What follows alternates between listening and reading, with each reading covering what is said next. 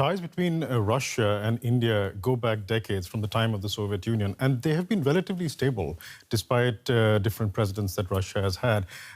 India has always been able to count on Russia when it comes to speaking for India, in a sense, in diplomatic fora, particularly at the United Nations Security Council, for instance. So there is that whole baggage of history, if you can call it that. And from the Indian side, it has worked out really well. And then there is, of course, the dependence, the somewhat of a dependence on Russian weapons supplies. And given that India is still, as we speak, in a direct face-off with China on the northern border, it becomes vitally important to secure your weapons, essentially. Which is why India does not want to risk angering the Russian Federation, which is why you see, I think, a lot of analysts and politicians here in EU capitals might have considered them to be anodyne statements emerging from India, not condemning Russia directly. But that basically explains India's studied stance. They don't want to suggest at all to an old friend, Russia, that we do not appreciate what you are doing. However, if you read between the lines from the statements that India has made at the UN and from the side of the government, India is not happy with what is happening in Ukraine. So you say it's mostly weapons for the rest of for the rest of the world, or for Europe, for example, it's mainly gas and oil. Now, if Putin cannot sell his gas and oil to Western Europe anymore, he needs more customers. Now, India has just increased its imports. Is that sending the wrong message? Well, I mean, not from the Indian point of view, because as the External Affairs Minister S. Jaishankar famously said in the United States, Europe imports more in an afternoon than India does in a month, which is actually factual. Because if you look at all of India's energy needs, India is importing less than 2% from Russia. And let's not forget that we are talking about a post-COVID world. I mean, COVID is still underway, but the worst of it is potentially past us. So the Indian economy, like many other economies, is struggling to cope. And if Russia comes in and offers cheap oil, India feels it is in their interests to do so. And India always points a finger at Europe, countries like Germany, countries like Austria, which have this huge import and dependence on Russian oil at a time when countries around the world were warning the Europeans not to get so reliant on oil. So that really is the Indian argument here.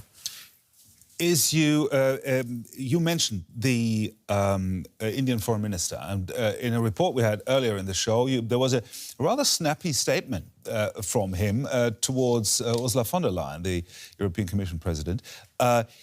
It sort of sounded like that he meant like we've had enough of the West-splaining here.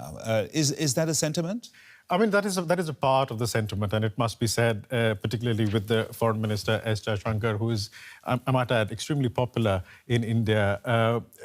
There is a sense of assertiveness that has emerged in Indian foreign policy, particularly under this government. But it should not be read as India not wanting to align, if I want to use that word, with the West. I mean, if you read between the lines from whatever S. Jaishankar says and also what official Indian statements say, they are in many ways leaning towards the West, because just look at the statements that India has made concerning Ukraine. They have talked about upholding the UN Charter, the inviolability of international sovereignty. They have talked about not targeting civilians. They have talked about a ceasefire. So if you read all of these statements, it is quite apparent that India is leaning to the Western side, but still sitting on a fence. So if earlier they were leaning more towards Russia because Russia was available, now they are tending more to lean on the West. But of course, there will be a defense of India's position, and that is what you see in the statements from Mr. Jaishankar.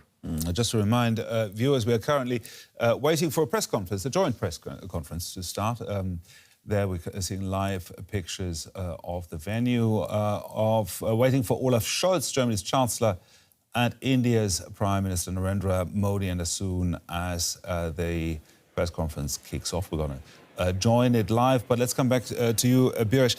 These two, Scholz and Modi, what do we know about their relationships? I believe they have met before when Scholz was in a different function. Yes, when Scholz was, when we still had the Angela Merkel government, they met last year, I believe.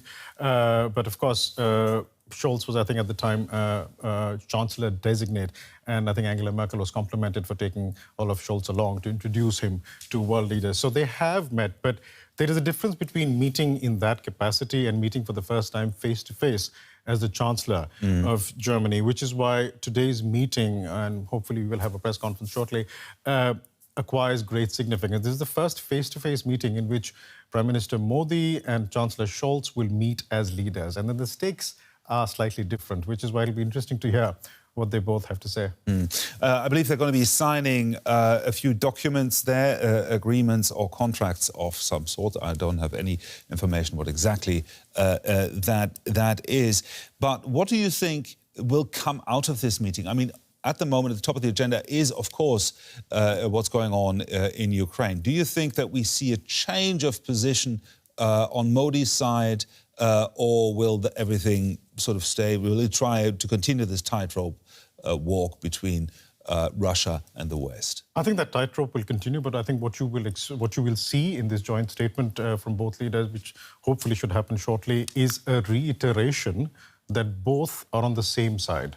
Yeah, and I think it is going to be a clever wording that we will witness, which will try and lay to rest doubts in Western capitals, and particularly here in the EU, given Germany's very important role in the EU. So I think there is going to be some sort of a statement. I don't know if it's going to be a joint statement or individual statements, but I am certainly expecting some sort of a reiteration that what is happening in Ukraine is against the rules of the UN Charter, and we demand a ceasefire on this, potentially, and talks.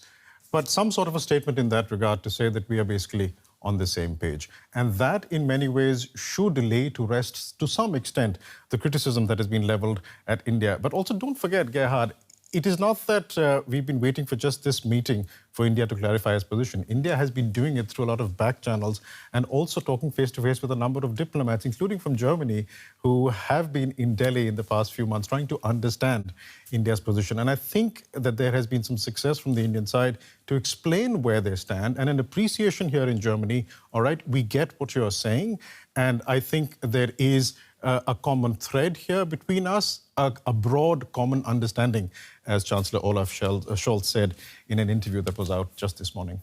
Are there any other issues between, let's say, first of all, between Germany and India? Any kind of major disagreements, or relations just jolly? Relations, I would like to use the word jolly, but I think I think the best way to describe them is that they haven't reached the potential that they promised. I don't know if many of our viewers realize, but India and Germany are strategic partners and have been for more than 20 years. And both countries just last year celebrated 70 years of diplomatic ties. So both countries are known commodities to each other. And the relationship promised a lot of potential in many areas, particularly trade, infrastructure building, digitization, technology, education, scientific research. I mean, the list is endless. And the terms that I'm using now, you must be aware that both sides have working mechanisms already that deal with things like these. So, for example, there are working groups that are dealing with the issue of technology. We're trying to set digital standards. There are working groups that have consulted with trying to have German developmental assistance with India's infrastructure projects. These have existed and these have been happening for the past years. But I think the main complaint on the Indian side has been that this hasn't been, it hasn't seen the potential it promised. And I think now in the change scenario, remember, this meeting today is happening in the backdrop of not just the Ukraine war, but it's also happening in the backdrop of the COVID-19 pandemic, which showed to the world the importance of resilient global supply chains.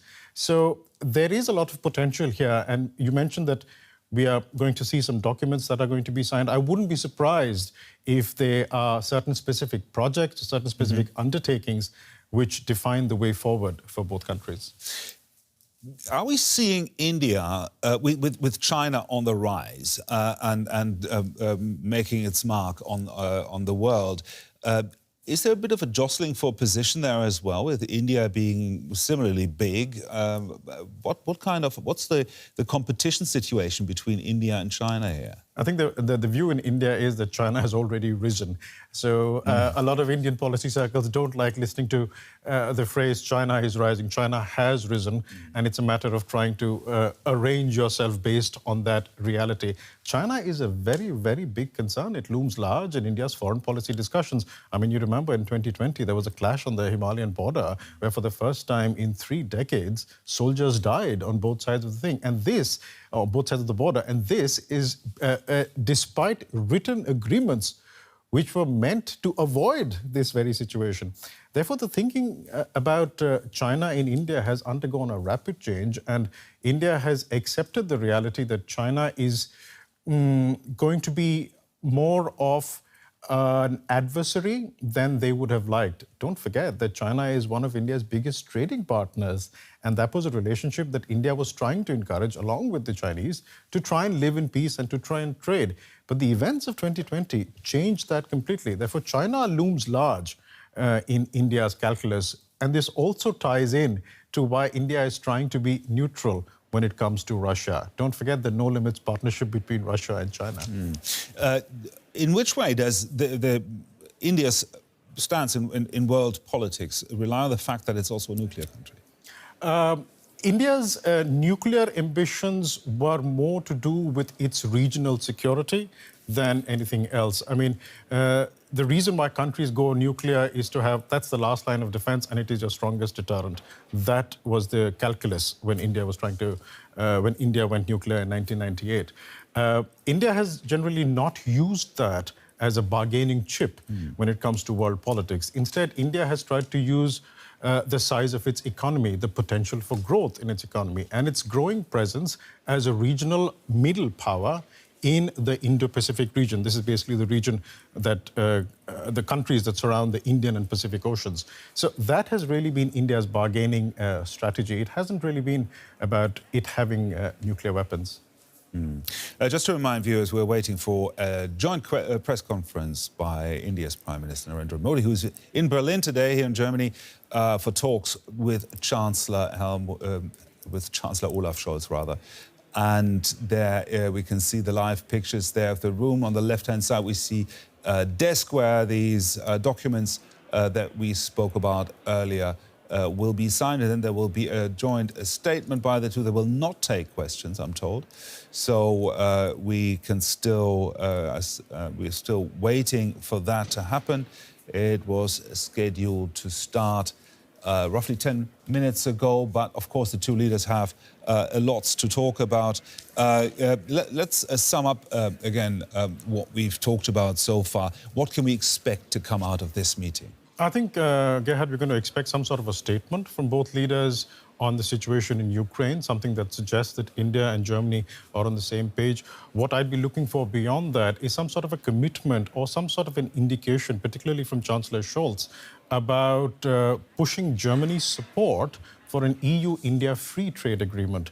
This is something that has been in the doldrums for many years. It suddenly picked up pace last year after Prime Minister Modi had a virtual heads of European countries meeting. And this again came back into currency. This is something that the EU wants. This is something that, that India wants. And having Germany's weight behind it is crucial for India to eventually ink this free trade agreement. So I'd be looking for some indications to that regard. Separately, maybe there is some commitment on specific projects that India and Germany have been working on, particularly when it comes to technology or digitalization, potentially climate change, sustainable development, something in that direction. But all in all, we should be viewing this as India and Germany being on the same page, trying to be on the side of a rules-based international order, and Germany particularly trying to diversify its supply chains, Germany trying to diversify its trade, learning the lessons from COVID-19 and the Ukraine war. And the war, yeah. That's one part is the good relationships that obviously exist between the two countries. Talk to me about public opinion in India, especially about this war in Ukraine. Is sort of the majority of the commentariat behind Modi there, or are they urging him to sort of choose sides? I'd say it's fairly divided, but I'd go out on a limb to say that I think it is more in favor of the Indian government stance on this. What is particularly disliked in Indian policy circles and amongst the Indian public is any appearance that Western capitals are trying to preach to India. I mean, that is a crucial thing, and you saw that in the statement of Foreign Minister Jaishankar at the Raisina dialogue that we played in that report. Any hint, any appearance that the West, per se, is trying to preach to India on what India should be doing is completely disliked. I would also go on to say that, yes, a nuanced understanding of India's position and why India is doing what it is not understood by a large majority of people. But it is just the sight that India is being assertive and standing up for itself is really appreciated. So in many ways, yes, the Modi government has support amongst the Indian public, but there is a fair bit of people, and particularly in policy circles, who say, well, India should be playing a more active role, perhaps the role of a mediator. It has good relations with Moscow. Could India do that? Well, India has tried to do that. I mean, the Prime Minister has spoken to the Ukrainians, the Prime Minister has spoken to the Russians. I am told that behind the scenes, and there is no way for me to officially confirm this, I am told that Delhi did have, let's say, strong words with Moscow in terms of Moscow's actions in Ukraine. India has offered to mediate. It's, as have other countries, Israel has offered to mediate as well. But it depends on whether Ukraine and Russia want that. They have to agree to it. But India has made that offer. Well, mediation is one thing, but and talking to Putin another. I mean, we've learned that lots of politicians travel to Moscow, try to talk to Putin, and were quite frustrated with the outcome. What kind of leverage does India, in particular, have on Moscow? I mean, we've heard that you've told us that much of the India's weapons come from Russia. But is there any leverage that Modi could bring to bear on Putin? I mean, it's an interesting question. Given India and Russia's history and the close personal ties as well, I must add, between Vladimir Putin and Prime Minister Modi, yes, India would have an amount of leverage. But again, the ball would be in Moscow's court, whether Moscow wants to do that. And the way the situation appears to be playing out in Ukraine, it almost appears that the Russians want to have some sort of an advantage on the ground before they can venture into talks. But of course, let's not forget the Ukrainians here. So yes, India has a certain amount of leverage, but it's not the kind of leverage that could corner Vladimir Putin into entering peace talks. So just to inform our viewers who have just joined us, we're still waiting for a joint press conference by Germany's Chancellor Olaf Scholz and the Indian Prime Minister Narendra Modi, who is on a visit here in Berlin for a couple of days, I should assume. And before that joint press conference, after the two leaders have talked, so far quite some time longer than expected, there will be a signing ceremony. There will be some documents signed, and I'm being told that it should go ahead any minute now. And there's some movement that we can see there in preparation for the two leaders to arrive at the Chancellery building here in Berlin. And there they are, Olaf Scholz, of course, on the right, and Mr. Modi on the left, proceeding to sign documents.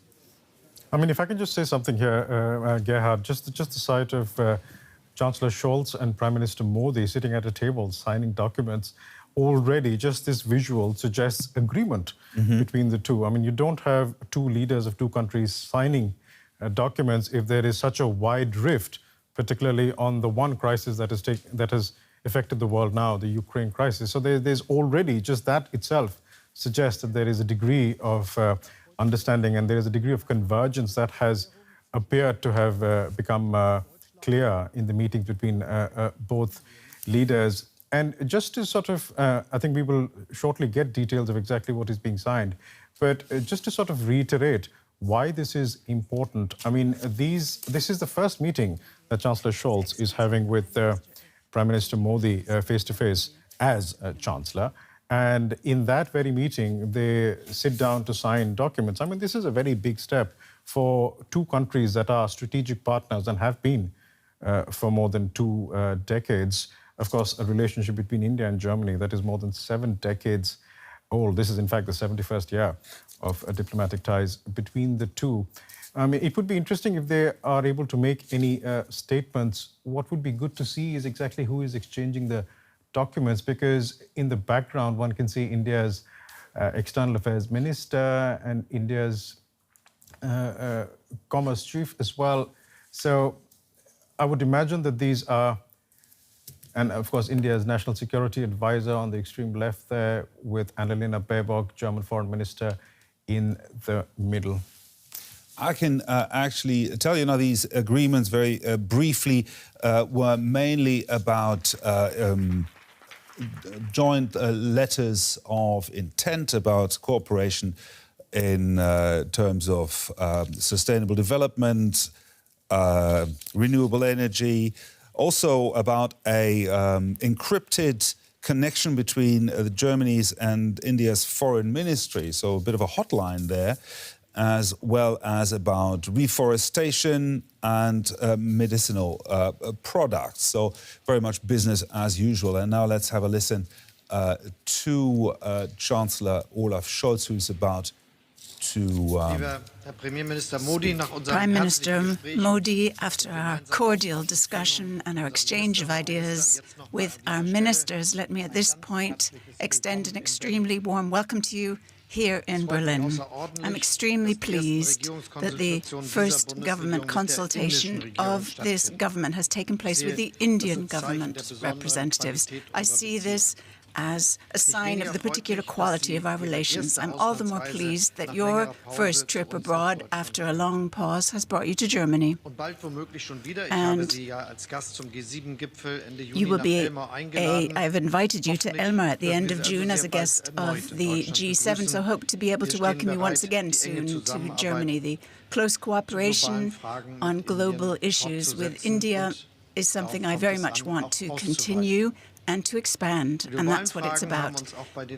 In global issues at the 6th Indo-German intergovernmental consultations, we have taken our relationship even further.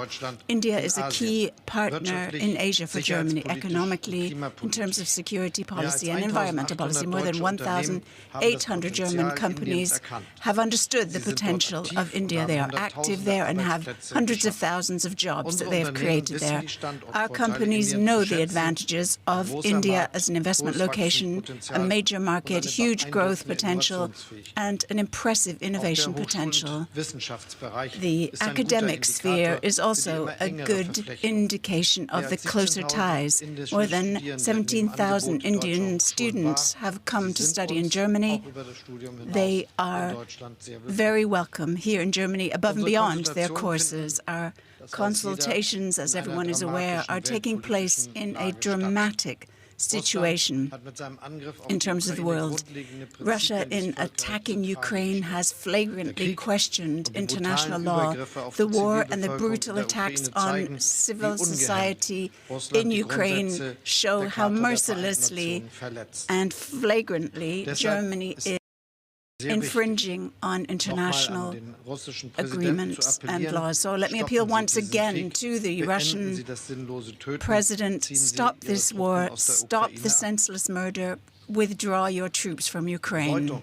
The significance of a system of order in the world is something that this war in Ukraine shows us more than ever before. We agree that you cannot change borders through might and violence, and that territorial sovereignty must be a given. And the two of us discussed at length that we want to achieve a better future by working together, but not by waging war against one another in the world, but rather in fostering economic ties and development. But one thing is for sure: the Indo-Pacific region is one of the most dynamic in the world, and at the same time is dealing with a number of conflicts and challenges. For this reason, Germany will continue its involvement there and perhaps even intensify it. And India is clearly part of our most important partners. The world can only develop in a prosperous manner if we are clear that future relations in this world will be defined by many different strong nations, not just the ones we know now, but many others as well. The rise of Asia is connected to the many different countries in Asia, and India is one of the countries that is particularly important, not just because in the long term it will have the greatest population, but also because this will be reflected in its economic strength and its part of the world economy.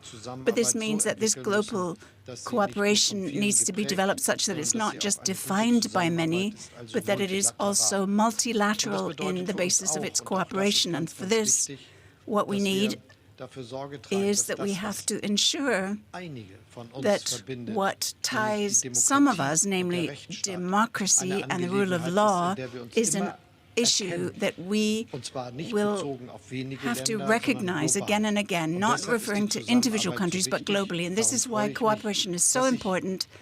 And this is why I am so pleased that we have partners in India and Indonesia in our G7 process and countries in Africa as well. We have to see democracy as an issue concerning all human beings, for which we are all responsible.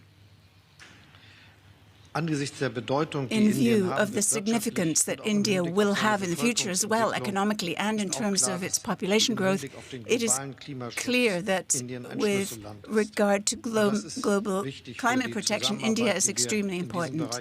And this is crucial for our cooperation in this regard, which is why I am pleased that we have so many different agreements that we have able to enter into, including the one we just signed. They aim for climate protection, which is crucial. Just how important climate protection is, we see in the development of the heat wave at the moment in India and its impact, an indication of the fact that climate change must be stopped and that this is an issue facing the whole world, and we must work closely together. We must coordinate in this issue and in many others, and for this, our Indo-German intergovernmental consultations are so important. When it comes to the implementation of these measures, we will be intensifying this partnership and will be putting 10 billion euros into it. And this is why it is good that the agreements that our ministers have entered into today mean that we are contributing toward good cooperation in the area of agriculture, protection of the forests and reforestation, as well as in renewable energies, where the solar partnership plays a key role, but naturally also the question of cooperation when it comes to green hydrogen. I'm particularly pleased, Prime Minister, that your recommendations that we work together on green hydrogen more has led to the setting up of a task force in the framework of the Indo-German task force. We also want to talk about a partnership for migration with which we can harness the potential of our experts in both countries. This is the first kind of agreement that we have signed in our country, and it shows that our relations are not just broad and intense, but are ones defined by deep trust.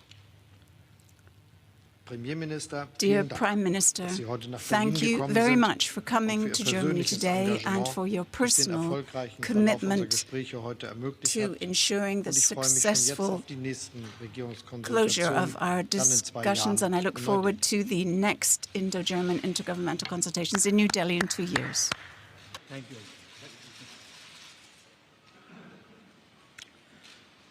Chancellor Scholz, French.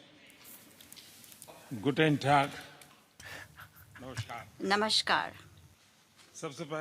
First of all, I would like to thank Chancellor Scholz for the warm welcome accorded to me and to my delegation. I am pleased that my first visit abroad this year is taking place in Germany. My first conversation on the phone with any world leader at the beginning of this year was also with my friend, Chancellor Scholz. For Chancellor Scholz as well, today's India-Germany IGC will also be his first IGC with any country this year. So many firsts show how much priority India and Germany accord to this important partnership. As democratic countries, both India and Germany share several common values.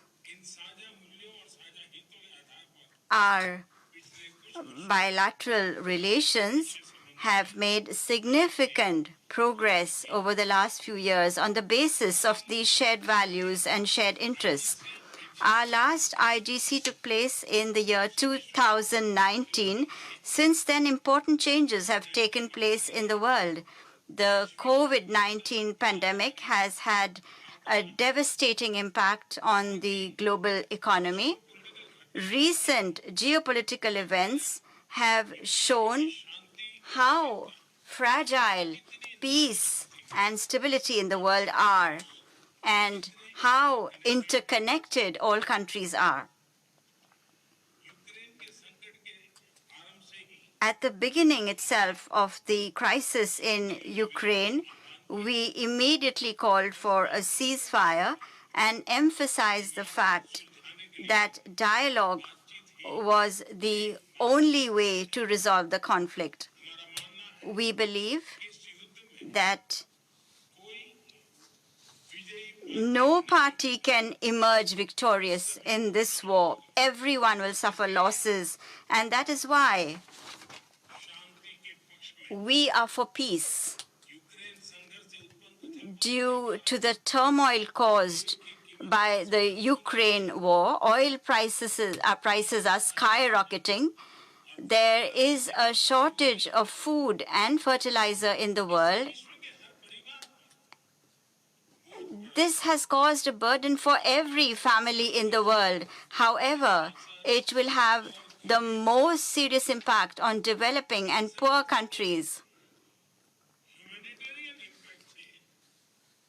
India is very concerned about the humanitarian impact of this war. We have, on our part, sent humanitarian assistance to Ukraine through food grain exports. We have sent oil supplies and financial assistance to other countries to try and help them. Friends, today, the 6th IGC has provided the India-Germany partnership with a new direction. This IGC has given our cooperation important guidance in the area of energy and environment. In both these areas, I'm sure that the decisions taken today will have a positive effect on our region and on the world. Today, we are launching an India-Germany partnership on green and sustainable development. By increasing its climate ambition in Glasgow, India has shown the world that for us, green and sustainable growth is an article of faith. Under this new partnership, Germany has decided to provide India with additional development assistance of 10 billion euros by 2030 to support India's green growth plans. I thank Germany and Chancellor Scholz for this. Given our complementary strengths, we have also decided to create a green hydrogen task force. This will be very useful for increasing green hydrogen infrastructure in both countries. Both India and Germany have a long experience of development cooperation in other countries. Today, we have also decided to combine our experiences and work on joint projects through triangular cooperation with third countries. This cooperation of ours will give the developing world the alternative of transparent and sustainable development projects. Friends, In the post-COVID era, India is seeing the highest growth compared to other big economies. We are sure that India will become an important pillar of global recovery. We have also recently concluded in a very short time and signed trade agreements with UAE and Australia. We are committed to making quick progress with the EU as well on FTA negotiations. Skilled workers and professionals from India have benefited the economies of many countries. I am sure that the comprehensive migration and mobility partnership agreement being concluded between India and Germany will facilitate movement of people between both countries. Once again, I would like to thank you for this summit and for your initiative. Thank you very much. Thank you. Thank you.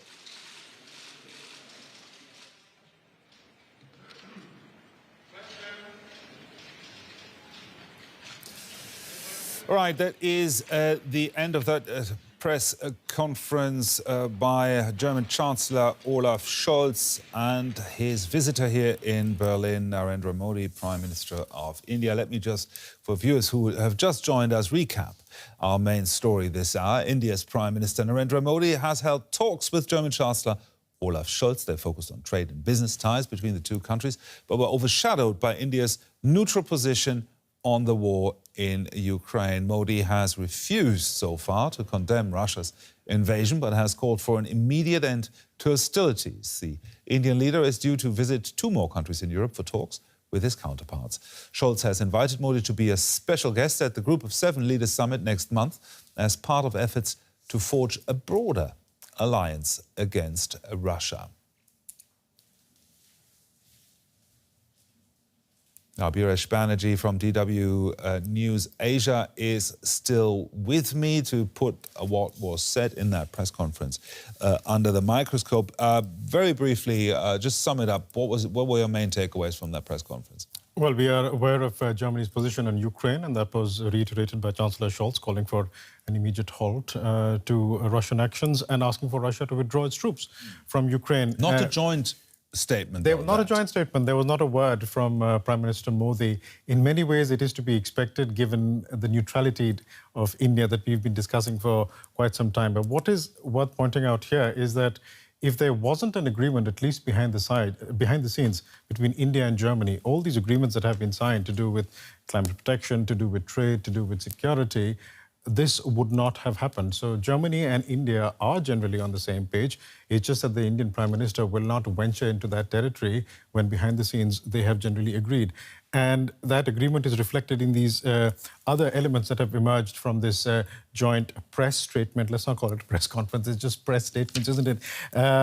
Particularly to do with climate protection. I mean, Germany committing to invest about 10 billion euros by 2030 on climate protection with India, a green hydrogen task force, the first of its kind between India and Germany to look at infrastructure development in both countries for green hydrogen. Some call it the fuel of the future. Is it going to be?